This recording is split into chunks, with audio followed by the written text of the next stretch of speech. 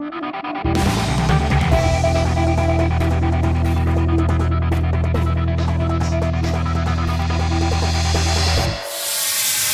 into the Bullring. This week it's a web episode only. I'm your host, Sam Hovan. We're getting some upgrades to our technical equipment, so that means no coaches, nothing super fancy today, just Matador Athletics recap. Baseball and softball started this past weekend. They both went up to the College of Southern Nevada in Henderson, Nevada, and Mother Nature played a big role. In fact, the Lady Matadors opened the season as the number 3 team in the NJCAA. They started out their first game Friday morning. They were winning 14-4, and then it got rained out. So instead, they just played 2 games on Saturday. They won both of them, 12-3 over the Colorado Northwestern Community College, and then 11-1 against Western Nevada College. Big wins for the team. You got to expect a great season for the Lady Matadors. They've got a couple of home games coming up this week, Thursday, Friday, and Saturday. They'll play 6 games over the course of those 3 days because it's the Great Western Shootout, one of America's premier softball tournaments. 7 teams are going to be here. It's going to be a great chance, and it all starts Thursday morning at 8:30. The Lady Matadors will be taking on Salt Lake. Great way to open the season. That'll actually be their only home game for most of the month of February. Those 6 home games are going to pretty much be it. They'll then play on the road quite a bit as conference action gets underway. They won't get back until February 26th. So if you want to catch the Lady Matadors here early in the season, this is a team that is seriously on the rise, ranked number 3 in the preseason polls.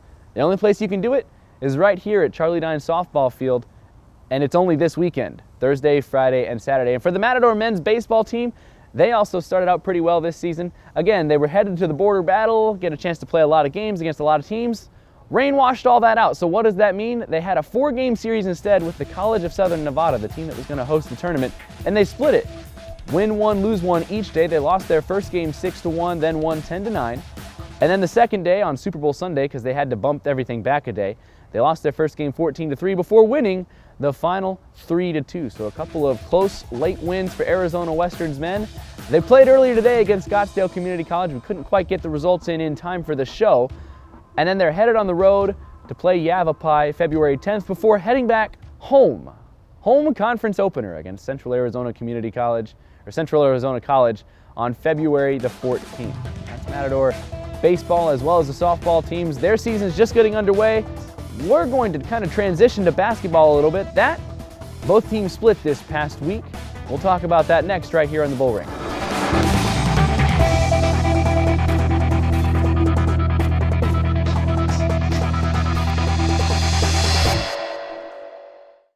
I'm Kelly. I'm from Yuma, Arizona. I'm a business major. I'm Edwin.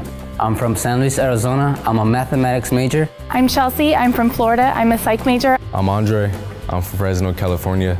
I'm a business major. I am Arizona Western. I am Arizona Western. I am Arizona Western. I am Arizona Western.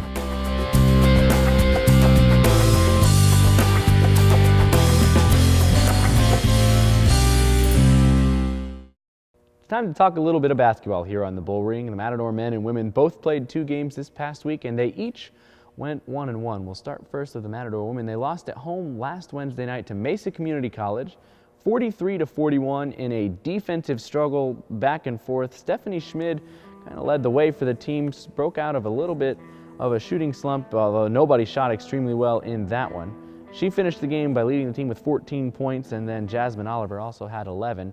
And for the team, they just couldn't quite hit enough shots down the stretch. They had their chances at the end, but came up just ever so slightly short. Chantel Thomas made the first free throw with 0.7 seconds left. She got fouled with 0.7 seconds left. Made the first free throw, cut it to a 2-point game. You got to miss the second one on purpose. She does. The Lady Matadors have grabbed the rebound, but just couldn't quite get the shot off to tie things up as time expired. So they lose that one, but then they go to Tohono O'odham on Saturday and take care of business. 67-56 win, and in that one, Stephanie Schmid ties her career high with 30 points. The Lady Matadors only shot 29% from the floor, but they made 10 threes. Anytime you make 10 threes, you're going to have a pretty good chance to win the basketball game. That's what they did on Saturday night. That's the reason they were able to pick up the 11-point win. As for the Matador men's team, they kind of flip-flopped. They lost this past Saturday against Tohono O'odham, but they took out Mesa at home this past Wednesday night, and this Mesa team was one of the conference leading teams coming into the game, and the Matador men, They fell behind early. They kind of were behind for most of the game. They stuck around. Then early in the second half, there was a big sequence that kind of changed how the game went. The Matadors picked up their first lead of the game, 43-40, and then never trailed from that point on. Cameron Young scored 20 plus for his second straight game. Andre Nikita was also extremely good for the Matadors. He didn't score as much as he had been, but he dished out 7 assists for the team. So he and Cameron Young led the way as the Matadors won 62-51 over Mesa. Then they went to Saturday night. Were close in the first half. They made a bunch of threes in the first half, knocked down 7 in the first half, in fact. However, the second half, the wheels just kind of fell off for the Matador basketball team. Nobody could get anything going. They just couldn't hit any shots over the course of the second half. They ended up shooting 19 of 60 in the game, and that just, I mean, anytime you shoot that poorly, you'd better grab every single rebound to not have any turnovers. You have to play absolutely perfect basketball. That wasn't the case, so the Matador men lost 78-61 against Honolulu. This week, both teams have a huge game against Cochise College. For the Lady Mats, it's on Wednesday night, but for the Lady Mats, this could decide the playoff race. Right now, the two teams are tied. Arizona Western has the tiebreaker because they beat Cochise earlier in the season here at the house. Now, it's just a matter of what happens in that game Wednesday night. You can catch it on 560 AM KBLU. The Matador men, they just need every conference win that they can get to make sure that they stay above Eastern Arizona College. Right now, they have a couple of game lead for that final playoff spot in Division I.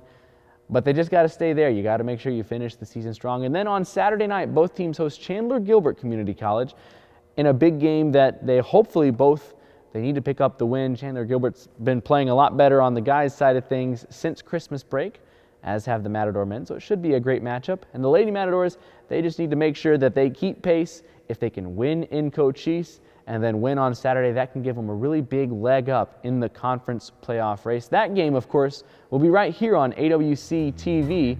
Tip-off for the ladies' game is at 5:30. The men's game tips off at 7:30. Pre-game coming on sometime around 5:20 p.m.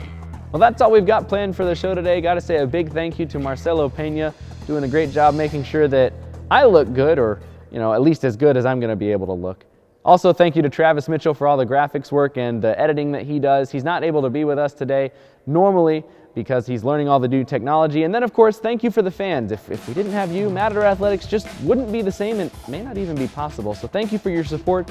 Keep tuning in. It's the Bullring here on AWC TV.